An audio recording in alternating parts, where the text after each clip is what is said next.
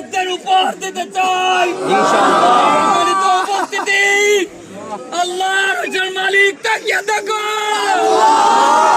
বিজয় হয়েছে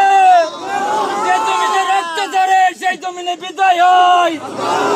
আল্লাহ তুমি বলেছো কোন জালেম সরকার যদি চলে যায় আমি সেই জায়গায় আর দ্বিতীয়বার জালেম বসাই না ও আল্লাহ তুমি আমাদের মাফ করে দাও আমরা সম্মানিত ভাইরা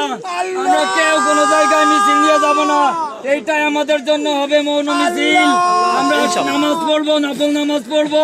আমরা দোয়া করবো শহীদদের জন্য আল্লামা সাইদি সহ কাদের মোল্লা মতিউর রহমান নিজামী সহ যারা শহীদ হয়েছে তাদের জন্য আমরা দোয়া করবো নফল নামাজ পড়বো আমরা কারোর উপরে হামলা মামলা কোনো কিছুই আমরা করতে চাই না আজকের এখানে আমাদের কর্মসূচি শেষ হলো আল্লাহ হাফেজ আল্লাহ হাফেজ। আল্লাহ